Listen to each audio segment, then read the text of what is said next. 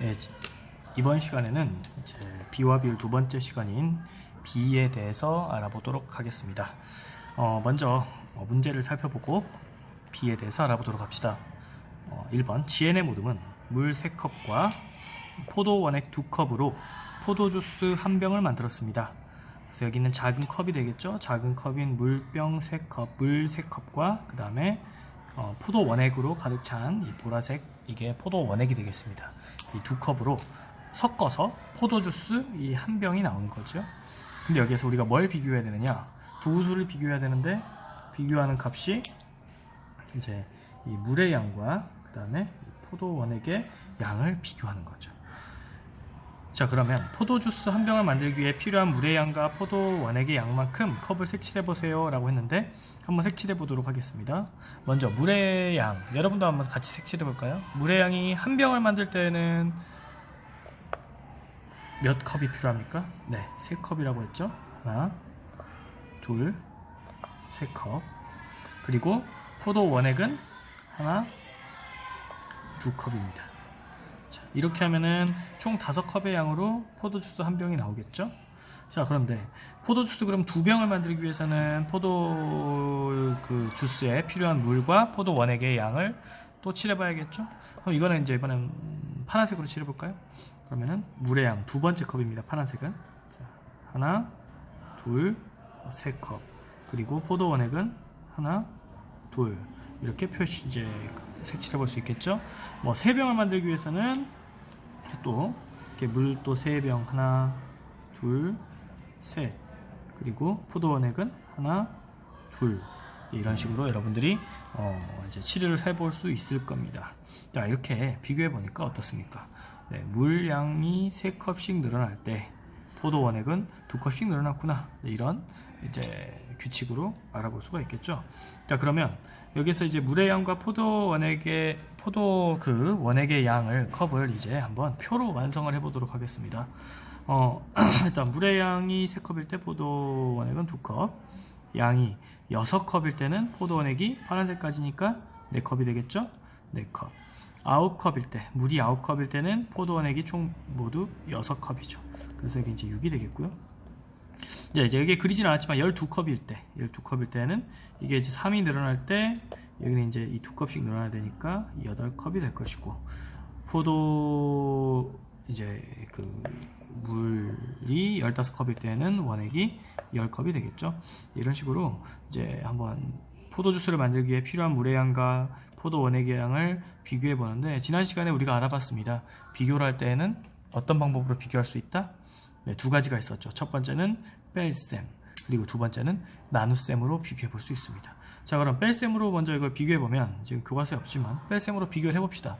그럼 여기서 포도 그 주스를 만드는데 필요한 물의 양과 원액의 양이 여기서는 1컵 차이가 나고요, 여기는 2컵 차이가 나고, 3컵, 4컵, 5컵으로 차이가 나죠. 이런 식으로 숫자가 계속 이렇게 바뀌는 반면에 이걸 나눠보자. 그러면은 3 나누기 2는 1.5, 6 나누기 4도 1.5, 9 나누기 6도 1.5라는 값을 여러분들이 풀면 나올 겁니다. 그래서 이렇게 1.5배, 물의 양은 포도 원액의 양의 1.5배다. 이런 식으로 일정하게 비교를 해보는 게 지난 시간에 우리가 했던 거죠. 근데 이제 이거를 우리가 B라는 개념을 도입해서 이것을 B로 나타내 보도록 하겠습니다. 자, 그럼 잠깐 여기를 보겠습니다. 자, B라는 것은 두 수를 나눗셈으로 비교하기 위해서, 무엇으로? 네, 나눗셈으로 비교하기 위해서 기호 땡땡이라고 부르죠. 보통 기호를, 이런 기호를 사용하여 나타낸 것이 B입니다. 그래서 방금 같은 경우에 물의 양이 3컵이었고, 그 다음에 포도주스 원액 양은, 포도 원액의 양은 2컵이었죠. 그래서 이것을 원래는 이렇게 나누기로 비교를 했었을 거 아니야. 그래서 3 나누기 2는 뭐 1.5배입니다. 이제 이렇게, 그래서 물의 양이 1.5배 많습니다. 이제 이게 나눗셈으로 비교하는 거였는데, 이거를 나눗셈의 형식을, 나눗셈이랑 그러고 보니까 기호가 비슷하네요. 그렇죠? 여기에서 이제 이 작대기만 없어졌는데, 빼기가 아니라 나누기로 비교하는 게 이제 이 B의 값이라고 합니다. 그래서 이 물의 양과 포도 원액의 양의 B를 나타내시오 라고 한다면 이것은 3대 2의 B다. 이렇게 우리가 쓸 수가 있습니다. 자, 근데 이제 이게 방금 선생님이 뭐라고 읽었죠? 네, 3대 2라고 읽었죠? 그래서 이제 이것을 B를 읽을 때에는 기본적으로 여기에 있는 이 땡땡을 3땡땡2가 아니라 3대 2다. 3대 2다. 이렇게 읽습니다. 자, 그런데 교과서에 보면은 B를 읽는 방법이 여러 가지가 나와요. 그쵸?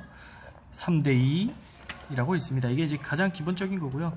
이거를 3과 2의 B, 혹은 3의 2에 대한 B, 혹은 2에 대한 3의 B라고도 읽는데요.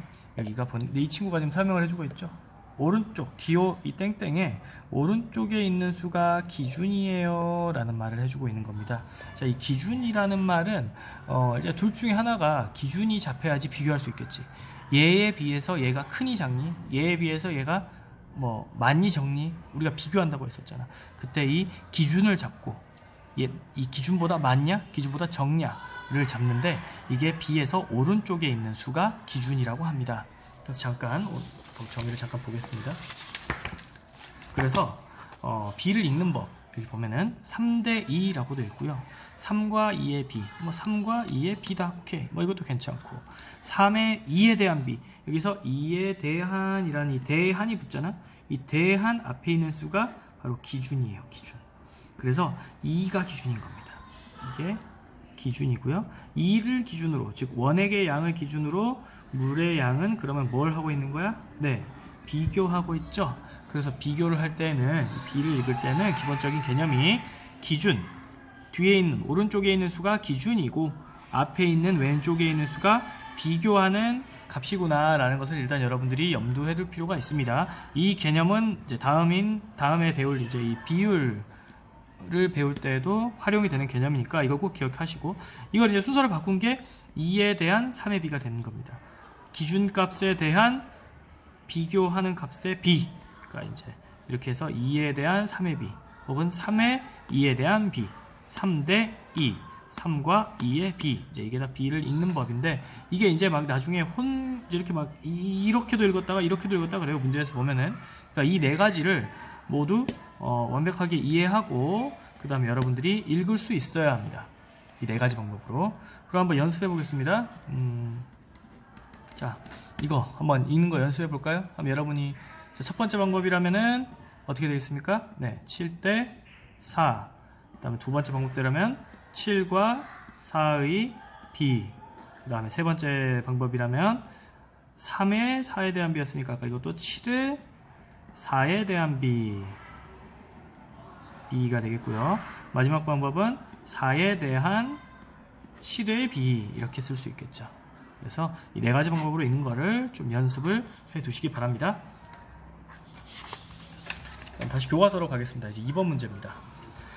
알뜰시장에서 물건을 팔면 일정 금액을 기부할 수 있습니다. 판매 금액 1,000원당 300원을 기부했습니다. 기부 금액과 판매 금액을 비교해 봅시다 라고 했네요.